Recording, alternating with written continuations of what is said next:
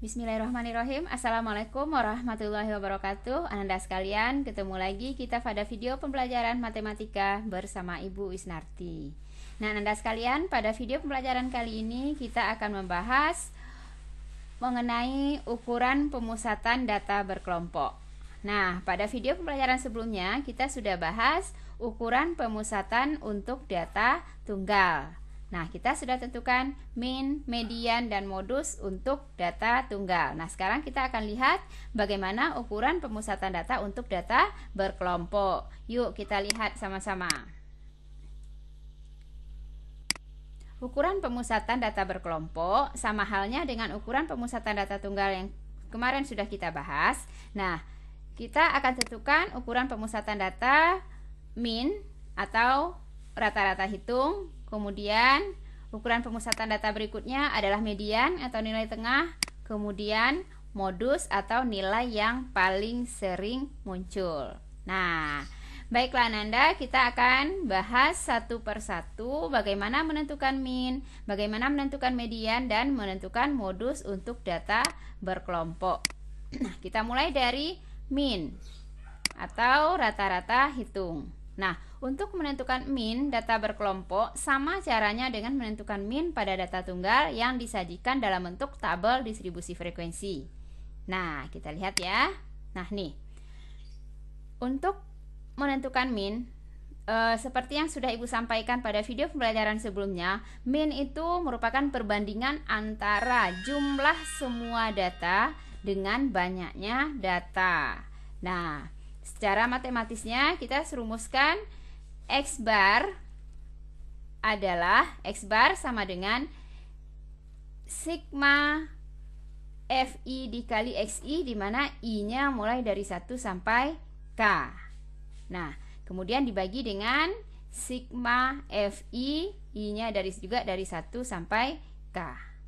Nah, Ananda sekalian, kalau pada data tunggal yang kita sajikan dalam bentuk tabel distribusi frekuensi, nah nilai X itu jelas, nilai datanya. Nah, sekarang untuk data berkelompok, Xi-nya itu adalah nilai tengah tiap kelas. Nah, kita lihat saja. Nah, misalnya ini diketahui data tinggi badan 50 siswa kelas 12 AKL sebagai berikut. Nah, ini datanya. Tinggi siswa 145 sampai 149 ada 8. Nah, dan seterusnya ini ada 50 data.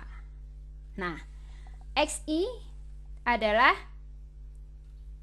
nilai tengah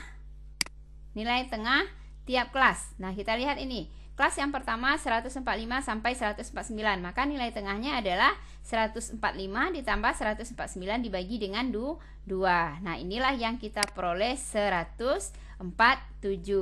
Nah, berikutnya 150 tambah 154 kita bagi 2. Nah, ini dia yang 152 dan seterusnya.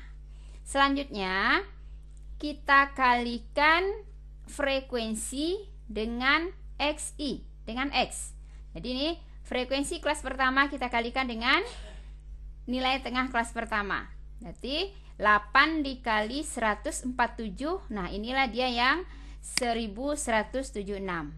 Kemudian 12 dikali dengan 152. Nah, inilah dia yang 1824. Dan seterusnya. Selanjutnya ini kita jumlahkan. Fi dikali Xi ini kita jumlahkan ke bawah. Nah, ini kita peroleh 7805. Nah, inilah yang merupakan sigma Fi Xi. Nah, ini. Kemudian sigma Fi-nya adalah 50. Nah, kita tinggal masukkan ke rumus. Nah, nih rumusnya untuk menentukan nilai rata-rata sigma Fi dikali Xi dibagi sigma F. Berarti ini kita peroleh tadi 7805 dibagi dengan sigma Fi-nya 50, sehingga kita peroleh, nah, min atau rata-rata hitung tinggi badan 50 orang siswa kelas 12 AKL adalah 156,1. Nah, bisa ya Anda sekalian? Nah, kalau kita lihat ini, perhitungannya mengandung atau memuat angka yang besar. Kalau seandainya nanti interval atau lebar kelasnya ini genap, berarti nanti ini XI-nya bilangan desimal. Nah, mungkin tanpa menggunakan kalkulator, Ananda akan kesulitan dalam mengalihkan FI dengan XI. Nah, untuk itu kita punya solusi lain untuk menentukan nilai min ini. Nah, ini untuk menghindari operasi dengan angka besar, min dapat ditentukan dengan menggunakan rataan sementara. Nah, kita misalkan rataan sementara itu adalah X0 bar. Maka min dapat dihitung dengan rumus ini. Nah, X bar sama dengan X0 bar ditambah sigma FI dikali UI. Nah, kalau tadi ini adalah XI, nah sekarang U. Nah, apa itu U? Nah, kita lihat nanti. Dibagi dengan sigma F dikali dengan P. P adalah interval atau lebar kelas. Nah, kita lihat contoh. Masih contoh yang tadi ya, Ananda sekalian. Nah, XI-nya, kemudian U. Nah, ini dia UI. Nah, rataan sementaranya kita ambil ini, XI pada frekuensi terbesar. Nah, itu untuk menyederhanakan perhitungan nanti, untuk memperkecil angka-angka. Kemudian U itu adalah ini ya, kita kurangkan masing XI dengan rata-rata.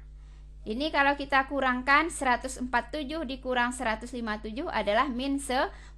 Kemudian dibagi dengan interval. Berarti min 10 dibagi 5 min 2. Kemudian ini lagi 152 dikurang 157 min 5 dibagi 5 min 1. Nah, di sini 157 dikurang 157 tentunya 0. Kemudian ini 162 dikurang 157 5. Kemudian dibagi 5, 1. Kemudian 167 dibagi 157, 10 dibagi 5, 2. Nah, atau lebih memudahkan Anda tidak usah dikurangkan seperti itu. Ini Bu hanya mengasih tahu dari mana diperoleh nilai U ini. Sebenarnya nanti untuk penyelesaian soal berikutnya, Anda tinggal letakkan 0 pada frekuensi terbesar. Nah, kemudian XI itulah nanti yang diambil sebagai rataan sementara atau X0 bar. Nah, selanjutnya kita kalikan F dengan U. Nah, ini 8 dikali min 2. Inilah yang min 16. Kemudian 12 dikali min 1. Nah, 12 dikali min 1. Inilah yang min 12. 16 dikali 0, 0. 9 dikali 1, 9. Kemudian 5 dikali 2, 10. Kemudian ini kita jumlahkan. Nah, ini kita peroleh min 9. Nah, next Ananda sekalian, kita masukkan ke rumus di atas. Ini. Tadi rumusnya adalah X0 bar ditambah sigma FI dikali UI dibagi sigma F kali interval. Nah, X0 barnya tadi kita ambil adalah 157. Kita masukkan 157. Tambah.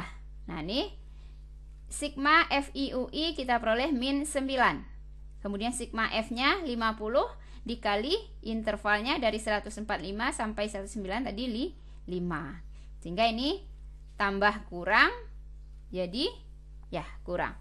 Kemudian kita kurangi ini 9 per 10 0,9. 157 dikurang 0,9 kita peroleh. Nah, ini 156,1.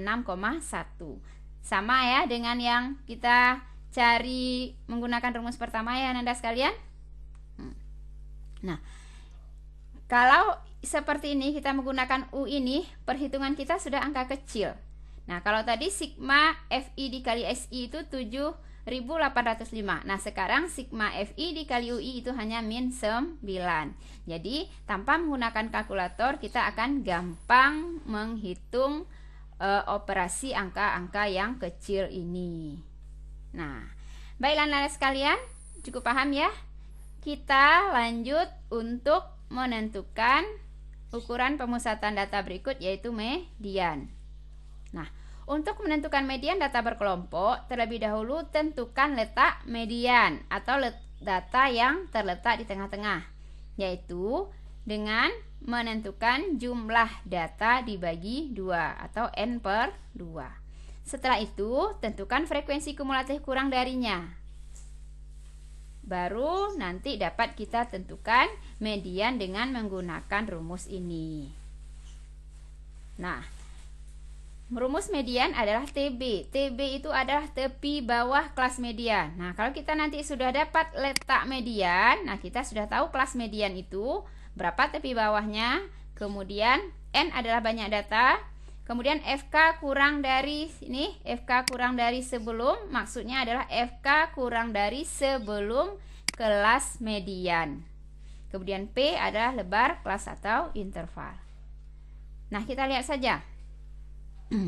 Kita masih tentukan median untuk data tinggi badan 50 orang siswa kelas 12 AKL tadi. Nah, ini datanya.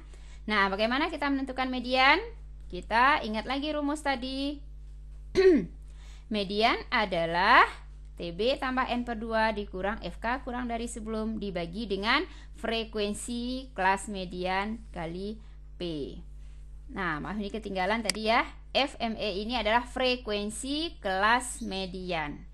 Nah, sebelumnya sudah disampaikan tadi, untuk menentukan median kita tentukan dulu FK kurang dari. Berarti ini kita tentukan FK kurang darinya. Nah, FK kurang dari kelas pertama 8, kemudian tambah 12 20, tambah 16 36, tambah 9 45, tambah 5 50. Inilah FK kurang dari. Kemudian kita cari letak median. Jumlah data dibagi 2. Data kita 50 dibagi 2, 25. Artinya apa? Median terletak pada data ke-25. Nah, untuk menentukan di mana data ke-25, kita lihat FK kurang dari. Nah, itulah gunanya kita tentukan FK kurang dari. Nah, kalau kelas pertama ini baru sampai data yang ke-8, ya. Kelas kedua sampai data yang ke-20. Kelas ketiga sampai data yang ke-36. Artinya kelas ketiga ini adalah data ke-21 sampai data ke-36. Berarti di sini data ke-21 sampai data ke-36. Kita mau cari data ke-25. Nah, berarti di sinilah dia letaknya. Nah, inilah kelas median. Nah, baru kita bisa menggunakan rumus TP kelas median. Nah, ini kelas mediannya adalah 155 sampai 159. Berarti tepi kelasnya adalah 154,5. Kita peroleh dari 155 dikurang 0,5. Tambah N/2 25, kemudian FK kurang dari sebelum. Nah, FK kurang dari ini tadi, yang sebelum kelas mediannya adalah 20. Nah, itulah yang 20 ini. Kemudian dibagi frekuensi kelas median. Kelas median tadi ini frekuensinya adalah ya 16. Nah, kemudian panjang kelasnya, lebar kelasnya adalah 5. Nah, kita tinggal operasikan ini. 5 kali 5 25, 25 per 16 itu 1,56. Nah, 154,5 ditambah 1,56 kita peroleh 156,06. Nah, mendekati nilai rata-rata tadi yang 156,1. Oke, Anda sekalian, lanjut ya. Paham? Nah, yang ketiga ukuran pemusatan kita adalah modus. Modus adalah nilai yang paling sering muncul. Artinya kita lihat saja data yang frekuensinya tertinggi. Nah, untuk menentukan berapa nilai modus kita gunakan rumus ini. TB modus adalah TB, tepi bawah kelas modus ditambah D1. D1 adalah frekuensi kelas modus dikurang frekuensi kelas sebelumnya. Dibagi D1 tambah D2. D2 adalah frekuensi kelas modus dikurang frekuensi kelas setelah modus. Kemudian P adalah lebar kelas atau interval. Nah, kita lihat soal yang tadi. Nah, ini tadi data tinggi badan 50 orang siswa. Nah, untuk menentukan modus kita ingat lagi rumus yang diberikan ini tadi. Nah, nih kita tinggal masukkan. Kita cari dulu kelas modus. Modus adalah dengan frekuensi terbesar, data dengan frekuensi terbesar.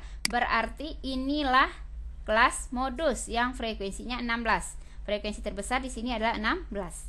Berarti tepi bawah kelas modus adalah 154,5. Kemudian D1, frekuensi modus dikurang frekuensi sebelumnya. Berarti ini. Nah, 16 dikurang 12, 4.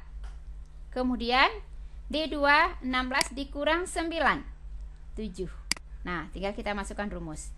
154,5 ditambah D1-nya 4 dibagi D ini maksudnya D2 7, kemudian D1-nya 4. Terbalik penulisannya, tapi sama saja. Kemudian dikali 5. Nah, kita operasikan ini 4 dikali 5 20, 7 tambah 4 11, 20 per 11 adalah 1,82. Nah, 154,5 ditambah 1,82, ini kita peroleh hasilnya 156,32. Nah, demikianlah Ananda untuk rata-rata. Tadi kita peroleh 156,1, kemudian median kita peroleh 156,06, kemudian untuk modus kita peroleh 156,32. Nah, untuk min, median, modus nilainya selalu mendekati karena dia min, median, dan modus adalah ukuran pemusatan data. Berarti nilainya hampir sama. Nah, Ananda sekalian cukup paham ya? Nah, agar Ananda lebih paham, Ananda bisa kerjakan latihan atau soal-soal yang sudah Ibu sediakan pada LKPD di kelas maya kita. Nah, ini saja yang bisa Ibu jelaskan pada video pembelajaran kali ini. Ibu yakin Ananda bisa memahaminya dengan baik.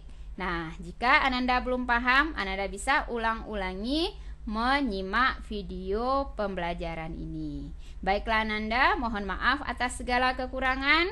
Semangat terus belajarnya. Ibu akhiri dengan Assalamualaikum warahmatullahi wabarakatuh.